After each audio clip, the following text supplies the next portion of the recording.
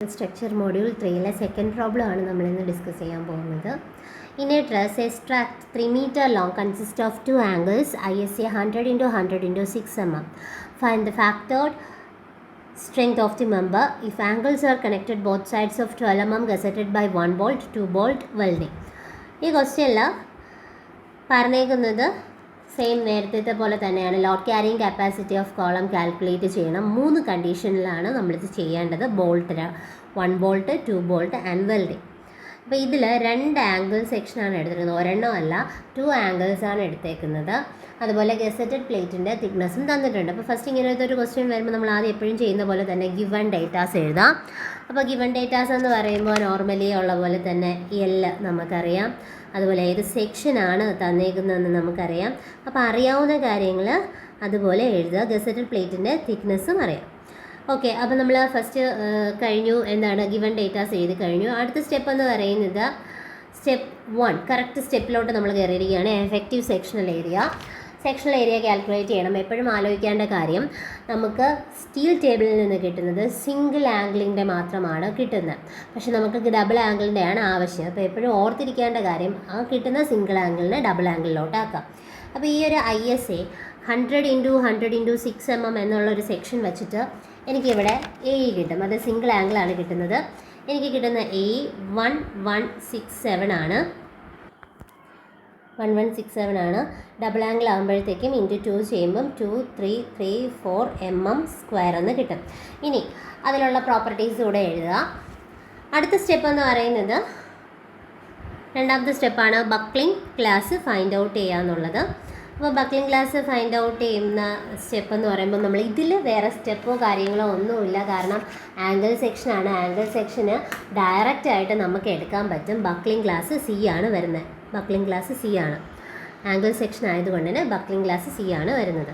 അടുത്ത step find slenderness ratio ആണ്. Slenderness ratio എന്ന് പറയുമ്പം λ = KL/R മിനിമം ആണ് വരുന്നത്. അപ്പോൾ R മിനിമം നമ്മൾ കാൽക്കുലേറ്റ് ചെയ്യണം. R മിനിമം കാൽക്കുലേറ്റ് ചെയ്യാൻ വേണ്ടി ഇപ്പം 2 രീതിയിലുണ്ട്. IYY/√A വെച്ച് ചെയ്യേണ്ടി വരും. IZZ/A √IZZ/A വെച്ചും നമ്മൾ ചെയ്യേണ്ടതായിട്ട് വരും.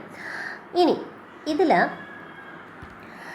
IYYയും IZZഉം നമുക്ക് കോഡിൽ നിന്ന് കിട്ടും, പക്ഷെ കിട്ടുന്നത് സിംഗിൾ ആംഗിളിൻ്റെ ആയിരിക്കും കിട്ടുന്നത്. അപ്പോൾ ഈ സിംഗിൾ ആംഗിളിൻ്റെയും നമ്മുടെ ഹോൾ സെക്ഷൻ എടുക്കുന്നതിലും തമ്മിൽ കുറച്ചൊരു വ്യത്യാസമുണ്ട്. അത് ഡീറ്റെയിൽ ആയിട്ട് നമുക്ക് വരയ്ക്കുന്ന സമയത്ത് മനസ്സിലാവും. നമുക്കത് വരച്ച് തന്നെ നോക്കാം. ഞാനിപ്പോൾ ഗസറ്റ് പ്ലേറ്റിൽ 2 ലെഗ് ആംഗിൾ വയ്ക്കുന്നത് ഇങ്ങനെയാണ് പ്ലേസ് ചെയ്തിരിക്കുന്നത്. ഇതിപ്പോൾ ഇങ്ങനെയും വയ്ക്കാം. ഇത് പ്രത്യേകിച്ച് ക്വസ്റ്റ്യൻ വേറെ രീതിയിൽ പറഞ്ഞിട്ടില്ലാത്തത് കൊണ്ട് തന്നെ എനിക്ക് വേണമെങ്കിൽ ഈ ഒരു രീതിയിലും പ്ലേസ് ചെയ്യാൻ പറ്റും, കാരണം ക്വസ്റ്റ്യനിൽ വേറെ ഒന്നും പറഞ്ഞിട്ടില്ല.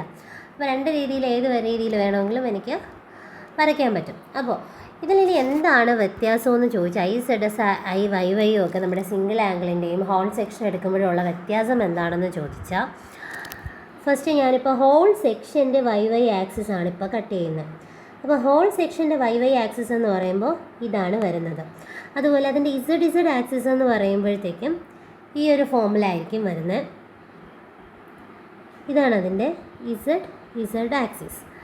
ഇനി ഇത് തന്നെ ഞാൻ ആംഗിൾ ബേസ് ചെയ്ത് പറയണം. ഞാനിപ്പോൾ ആദ്യം ഒരു സിംഗിൾ ആംഗിളിൻ്റെ XX ആൻഡ് YY ആക്സിസ് എടുക്കുകയാണെങ്കിൽ, ഇതിൻ്റെ Y ആക്സിസ് എടുക്കുകയാണെങ്കിൽ സിംഗിൾ ആംഗിളിൻ്റെ Y ആക്സിസ് ഈ ഒരു ഡയറക്ഷനിലായിരിക്കും Y വരുന്നത്. Y' എന്ന് പറഞ്ഞ് ഞാനത് മെൻഷൻ ചെയ്യുന്നു. ZZ എന്ന് പറയുമ്പോൾ സെയിം തന്നെയാണ് വരുന്നത്. ഇത് തന്നെയാണ് ZZ ആക്സിസ് ആയിട്ട് വരുന്നത്.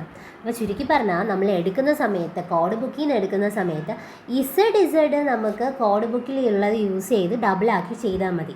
പക്ഷേ YY എന്ന് പറയുമ്പോൾ നമ്മൾ വേറൊരു ഇക്വേഷൻ യൂസ് ചെയ്ത്, means parallel axis theorem use ചെയ്ത് നമ്മൾ കണ്ടുപിടിക്കുന്നതായിരിക്കും നല്ലത്.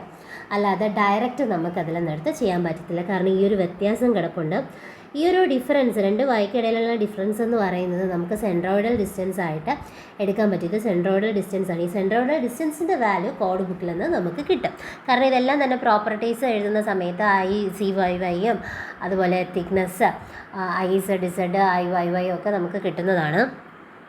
ഓക്കെ, അപ്പോൾ ഇനി നമ്മൾ ചെയ്യേണ്ടതെന്ന് പറയുമ്പോൾ ഈ IYY കാൽക്കുലേറ്റ് ചെയ്യണം. IYY കാൽക്കുലേറ്റ് ചെയ്യാൻ വേണ്ടി നമ്മൾ പാരലൽ ആക്സിസ് തിയറമാണ് യൂസ് ചെയ്യുന്നത്. ഓക്കെ, പാരലൽ ആക്സിസ് യൂസ് ചെയ്തിട്ട് നമുക്ക് ഐ വൈ വൈ കണ്ടുപിടിക്കാം. അതിനുവേണ്ടി I Y dash plus A H square. I Y dash നമ്മൾ കോഡ് ബുക്കിൽ നിന്ന് കിട്ടിയ വാല്യൂ തന്നെയാണ് എടുക്കുന്നത്.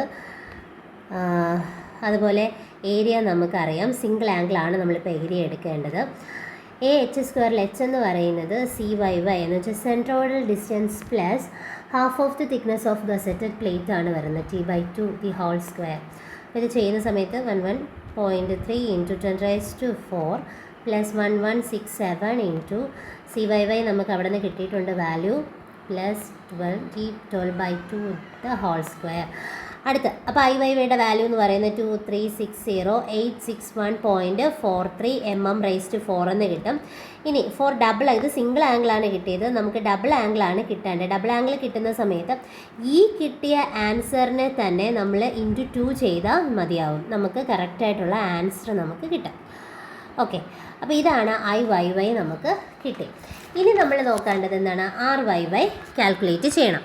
ആർ വൈ വൈ എന്ന് പറയുമ്പോഴത്തേക്കും R Y Y is equal to root of ഇപ്പോൾ കിട്ടിയ ഐ വൈ വൈയുടെ വാല്യൂ ഇല്ലേ ബൈ എ ചെയ്യുന്ന സമയത്ത് നമുക്ക് കിട്ടും 44.97 mm. ഓക്കെ, ഇനി അടുത്ത് പറയുന്നത് എന്താണ്, ആർ ഇസഡ് ഇസഡ് വേണം. ആർ ഇസഡ് ഇസഡിന് നമുക്ക് root of I Z Z by A. വേറെ ഒന്നുമില്ല, ഐ ഇസഡ് ഇസഡിൻ്റെ വാല്യൂ നമുക്ക് കോഡ് ബുക്കിൽ നിന്ന് കിട്ടും. അത് ഡബിൾ ചെയ്തിട്ട് എടുത്ത് കോമൺലി നേരത്തെ ചെയ്തതുപോലെ സെയിം വേയിൽ ചെയ്താൽ മതി. നമുക്ക് ആൻസർ ഒരു 30.88 ഓർ അപ്രോക്സിമേറ്റ്ലി ഈക്വൽ ടു 30.99 ഒക്കെ നമുക്ക് കിട്ടും. ഓക്കെ, ഇനി ഇതിൽ ഏറ്റവും മിനിമം വാല്യൂ ആണ് എടുക്കേണ്ടത്. അപ്പം ആർ മിനിമം എന്ന് പറയുന്നത് 30.9 ആണ് ഞാനിപ്പോൾ എടുത്തേക്കുന്നത്. ഓക്കെ, ഇത്രയുമുള്ള സംഭവങ്ങൾ 3 കണ്ടീഷനും ഒന്ന് തന്നെയാണ് വരുന്നത്. സിംഗിൾ ആയിക്കോട്ടെ, ഡബിൾ ആയിക്കോട്ടെ, അതുപോലെ വെൽഡഡ് ആയിക്കോട്ടെ, ഇത്രയും വരെയുള്ള കണ്ടീഷൻ ഒന്നാണ്. ഇനി വ്യത്യാസം എന്ന് പറഞ്ഞാൽ ഫസ്റ്റ് നമുക്ക് ആദ്യത്തെ കണ്ടീഷൻ നമ്മൾ എടുക്കാം. For single bolt. Single bolt എടുക്കുന്ന സമയത്ത് സിംഗിൾ ബോൾട്ടിൽ നമുക്കറിയാം lambda is equal to KL/R minimum. നമുക്ക് എൽ അറിയാം, ആർ മിനിമം അറിയാം, കെയുടെ വാല്യൂ ആണ് അറിഞ്ഞിടാത്തത്. അപ്പോൾ സിംഗിൾ ബോൾട്ട് എടുക്കുന്ന സമയത്ത് എപ്പോഴും നിങ്ങൾ K = 1 ആയിട്ട് എടുക്കുക, ഓൾവേസ്, ഓൾ ടൈം. ഓക്കെ, അപ്പോൾ സിംഗിൾ ബോൾട്ട് ആണെങ്കിൽ K = 1 ആയിട്ട് അസ്യൂം ചെയ്യുക. ഓക്കെ, അപ്പോഴത്തേക്ക് ഇതിൻ്റെ ലാംഡയുടെ വാല്യൂ നമുക്കിതിലൊരു വാല്യൂ നമുക്ക് കിട്ടും, ആ 1ൻ്റെ വാല്യൂ. ഇനി 2 ബോൾട്ടാണ് വരുന്നതെങ്കിൽ വേറെ ഒന്നുമില്ല, അവിടെ കെയുടെ വാല്യൂ 0.85 എടുക്കുക. ബാക്കി ആ ലാംഡ ചെയ്യുന്ന സെയിം ഇക്വേഷൻസും കാര്യങ്ങളും തന്നെയാണ്, ഒരു 82.5 സംതിങ് കിട്ടും. അടുത്ത് പറയുന്നത് ലാസ്റ്റ് കണ്ടീഷനാണ് എന്ത്, വെൽഡിങ് ആണ് വരുന്നത്. വെൽഡിങ് എടുക്കുന്ന സമയത്ത് കെയുടെ വാല്യൂ 0.7 ആയിട്ട് എടുക്കുക. കെ എന്ന് പറയുന്നത് 0.7 ആയിട്ട് എടുക്കുക. സെയിം ഫോമുല തന്നെയാണ്. അതിൻ്റെ ആൻസർ എന്ന് പറയുന്നത് 67.96 അടുപ്പിച്ച് വരും. ഓക്കെ, അപ്പോൾ ഇത്രയുമാണ് സ്ലെൻഡർനെസ് റേഷ്യോ എന്ന് പറയുന്നത് സിംഗിൾ ബോൾട്ടിൻ്റെയും 2 ബോൾട്ട് ആൻഡ് വെൽഡിങ് കണ്ടീഷൻ. അടുത്ത സ്റ്റെപ്പ് എന്ന് പറയുന്നത് FCD കാൽക്കുലേറ്റ് ചെയ്യാനാണ്. Step 4 design compressive stress FCD.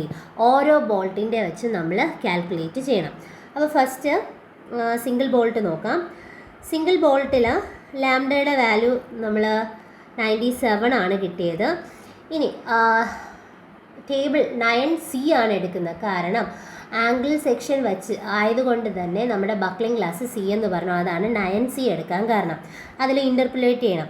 90 എടുക്കുന്ന സമയത്ത് 121ഉം അതുപോലെ തന്നെ 97 നമുക്കില്ല വാല്യൂ, 100നും ഇടയിലല്ലേ വരുന്നത്, 107. അപ്പോൾ ഇൻ്റർപൊലേറ്റ് ചെയ്താൽ മതി. നേരത്തെ സെയിം ഇക്വേഷൻസ് യൂസ് ചെയ്തിട്ട്, അല്ലെങ്കിൽ ആ ഒരു method, similar triangle methods use ചെയ്തിട്ട് തന്നെ നമുക്ക് കണ്ടുപിടിക്കാൻ പറ്റും. സെയിം മെത്തേഡാണ്, അല്ലാതെ വേറെ വ്യത്യാസമൊന്നുമില്ല. അങ്ങനെയാണെങ്കിൽ അവിടുത്തെ FCD എന്ന് പറയുന്നത് 111.2 Nm² എന്നാണ് കിട്ടുന്നത്. ഇത് സിംഗിൾ ബോൾട്ട് ആണ്. ഇനി നമുക്ക് ഡബിൾ ബോൾട്ട് നോക്കാം. 2 ബോൾട്ട് ആണ് എങ്കിൽ നമുക്ക് വരുന്നത് എങ്ങനെയാണ്, ലാംഡ എന്ന് പറഞ്ഞാൽ 82.5. അപ്പോൾ ഇതിൻ്റെ FCD എന്ന് പറഞ്ഞ ആൻസർ മാത്രമേ എഴുതുന്നുള്ളൂ, ബാക്കിയെല്ലാം ചെയ്യുന്നതിൽ ഒരേ മെത്തേഡാണ്, വേറെ വ്യത്യാസമൊന്നുമില്ല. Nm² എന്നാണ് വരുന്നത്. അടുത്ത വെൽഡിംഗ് ആണ്. വെൽഡിങ്ങിലും ലാംഡ 67.96ഉം FCD എന്ന് പറയുന്നത് 1 55.26 Newton/mm² ആണ് വരുന്നത്. ഇൻ്റർപോളേറ്റ് ചെയ്യുമ്പോൾ കിട്ടുന്ന വാല്യൂസാണ്. അപ്പോൾ സ്റ്റെപ്പ് 4 കഴിഞ്ഞു. ലാസ്റ്റ് സ്റ്റെപ്പിലോട്ട് നമ്മൾ പോവുകയാണ്. ലാസ്റ്റ് സ്റ്റെപ്പ് എന്ന് പറയുന്നത് ലോഡ് ക്യാരിയിങ് കപ്പാസിറ്റി ആണ്. അത് ഓരോന്നിനും കണ്ടുപിടിക്കണം. ഫസ്റ്റ് സിംഗിൾ ബോൾട്ട് തന്നെ എടുക്കാം. സിംഗിൾ ബോൾട്ട് എടുക്കുന്ന സമയത്ത് അതിൻ്റെ പി കണ്ടുപിടിക്കാൻ P D or P E അല്ലെങ്കിൽ വെറും പി കണ്ടുപിടിക്കുന്നത് A into F C D ആണ് വരുന്നത്. നമുക്ക് ആൻസർ എന്ന് പറയുന്നത് കാരണം എല്ലാ വാല്യൂസും നോൺ ആണ്. അപ്പോൾ ഈ ആൻസർ മാത്രമേ എഴുതുന്നുള്ളൂ. 259.541 എന്ന് കിട്ടും. രണ്ടാമത്തെ 2 ബോൾട്ടിൻ്റെ കേസിൽ ആൻസർ എന്ന് പറയുന്നത് 308.672 kN. അതുപോലെ വെൽഡിങ്ങിൻ്റെ കേസ് എടുക്കുകയാണ് എങ്കിൽ അവിടുത്തെ ആൻസർ 362.386 kN ആണ് വരുന്നത്. അപ്പോൾ ഇങ്ങനെയാണ് പ്രോബ്ലം വരുന്നത്.